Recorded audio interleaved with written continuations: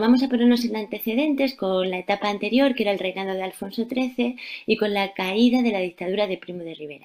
Ahí vemos al rey Alfonso XIII y veíamos que su apoyo a la dictadura de Primo de Rivera y luego la dictadura blanda del general Berenguer, pues estaba muy dañada popularmente por el apoyo a ese régimen autoritario. Eso va a llevar a un gran descontento popular y conlleva la firma del Pacto de San Sebastián en 1930.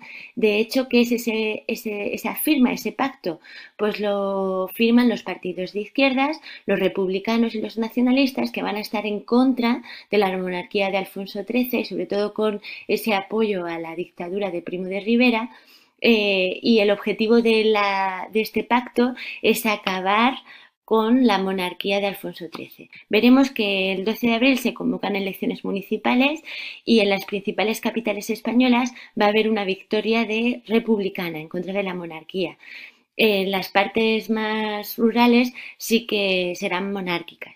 El 14 de abril de 1931, Alfonso XIII, ante los resultados de estas elecciones municipales, se exilia y se proclama la Segunda República Española, fecha importante 14 de abril del 31.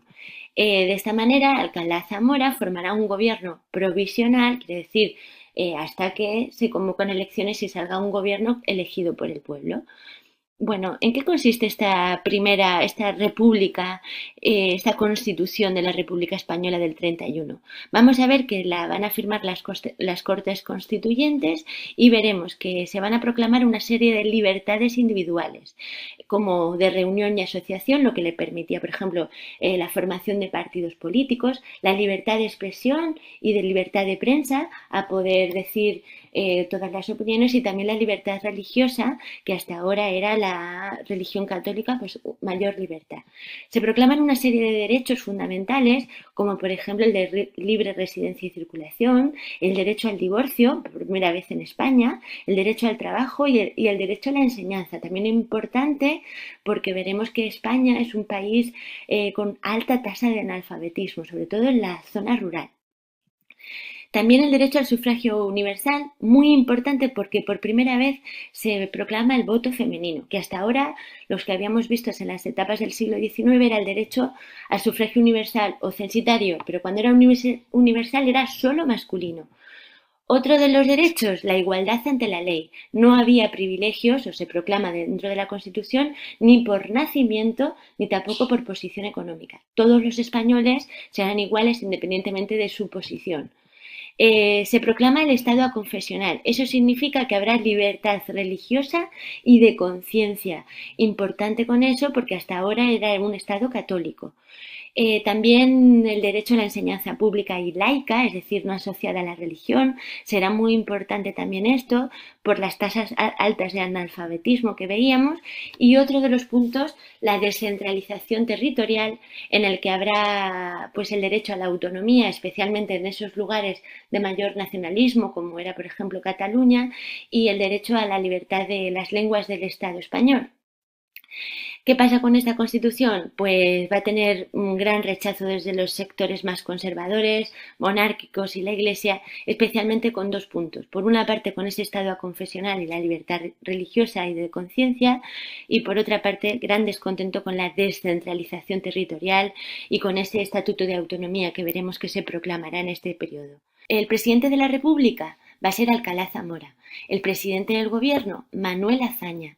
Y este periodo de 2 años es un periodo de reformas. Las reformas que van a proponer en estos 2 años de la proclamación de la República son la agraria, la educativa, la militar, la social, centrada sobre todo en el aspecto laboral, y la autonomía de Cataluña. Ahora veremos las consecuencias que tienen. Vamos con la primera, con la reforma agraria. Ahí vemos un cartel del POM que, bueno, pues veis ese lema, la tierra es vuestra, campesinos. Pues lo que van a pretender en este periodo es mejorar las condiciones de los jornaleros y los pequeños campesinos que trabajaban la tierra. Para ello lo que van a hacer es expropiar los latifundios y los van a repartir en los campesinos. Expropiar significa que esos grandes latifundios, esos grandes campos que pertenecían a esos terratenientes que no trabajaban la tierra, que pasen a ser propiedad de quien lo trabaja. ¿Qué ocurre con esta reforma? Pues que se lleva a cabo de manera parcial, de manera muy lenta, y eso va a generar mucho descontento popular y de esos campesinos y los jornaleros, y se van a extender una serie de conflictos en el medio rural porque es muy difícil llevar a cabo esa reforma agraria. ¿De acuerdo? Otra de las reformas importantes, la reforma educativa. Ahí vemos varias de las imágenes. Como veis, este es zona rural. Y vamos a ver, ¿por qué se hace esa reforma educativa? Pues como una medida para la mejora social. El objetivo es acabar con el analfabetismo y especialmente rural. De hecho, veíamos que España estaba muy atrasada anteriormente, siglo XIX, principios del siglo XX. Si el pueblo no sabe leer y escribir, es un pueblo que no tiene cultura. Por eso es tan importante pues, que empiecen a dominar pues, la lectoescritura. Se van a crear más de 10.000 escuelas y se va a dignificar mucho el papel del profesor y del maestro. Hasta entonces había un dicho popular, pasas más hambre que el maestro de escuela. Pues lo que se pretende es dignificar ese papel. De hecho, van a tener un papel muy importante los profesores. Se va a intensificar la enseñanza de adultos, es decir, que las personas mayores también sepan leer y escribir, y sobre todo las clases populares, los campesinos y los obreros, ¿no? Que tengan ese acceso a la cultura. De hecho, se van a crear las misiones pedagógicas que vemos ahí, que bueno, pues eran intelectuales como por ejemplo Federico García Lorca, que habéis estudiado mucho con Eva. Bueno, pues lo que van a hacer es ir por las zonas más rurales, con pues, un teatro universitario, y favoreciendo el acceso a la cultura del pueblo, ¿no? Esa es otra de las reformas que van a llevar a cabo. Otra de las reformas, la reforma militar. Hasta entonces, como hemos visto, y sobre todo cuando hemos estudiado el siglo XIX, veíamos que había muchos golpes de Estado. Así que lo que se pretende con esta reforma es acabar con la influencia política que tiene el ejército en España, que los generales dejen de ser los presidentes del siglo, ¿no? Como veíamos anteriormente en la etapa anterior.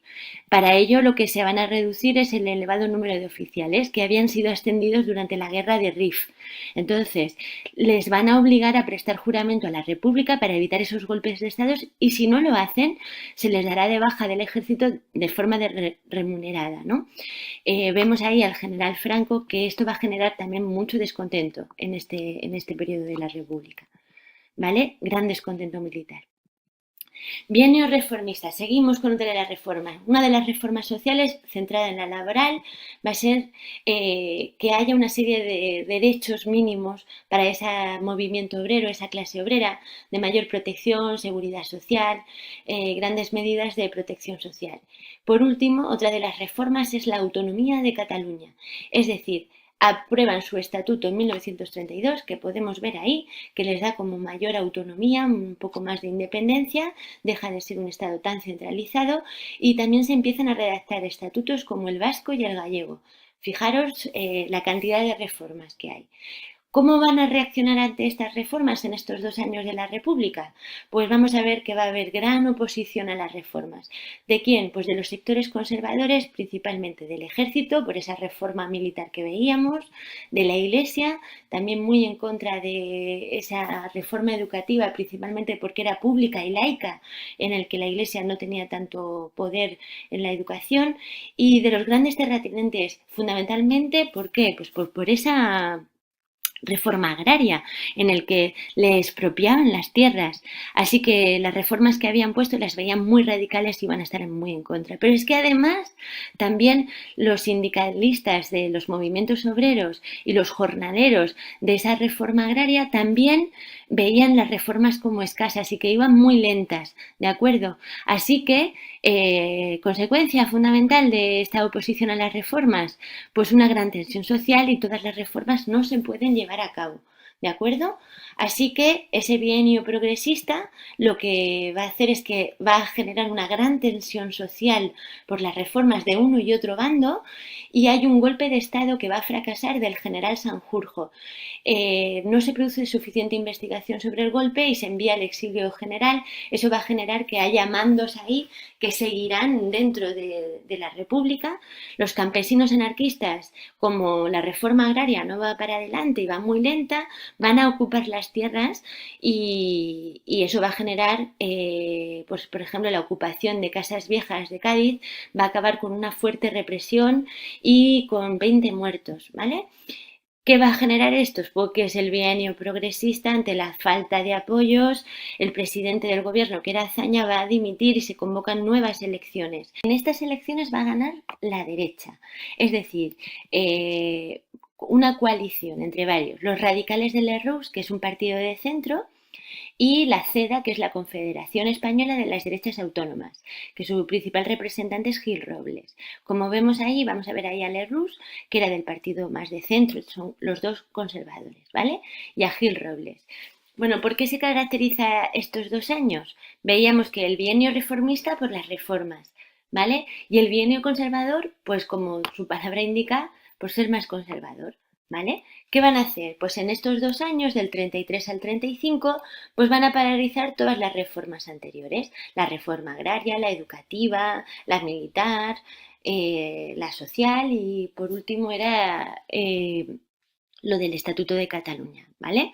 Entonces, eso va a llevar un gran descontento social, como veíamos, se caracteriza por una gran tensión social y la polarización como de los bandos, ¿no? De los bandos de izquierdas y de derechas. Habrá, por tanto, una serie de movimientos revolucionarios en 1934 de carácter más izquierdista, pero será en diferentes puntos de España. Uno de los más importantes va a ser la Revolución de Asturias del 34, pero también será en Cataluña, en Vizcaya y Guipúzcoa y en Madrid. Como vemos, como los principales focos más industriales, ¿vale? Sobre todo Cataluña, Vizcaya y Guipúzcoa, Madrid, ¿vale? Estos movimientos revolucionarios van a ser duramente reprimidos, va a haber un gran número de muertos en la Revolución de Octubre de Asturias, presos políticos, que ahí me he equivocado, y una gran tensión política, social, ¿vale? Esa polarización de los bandos entre la izquierda y la derecha.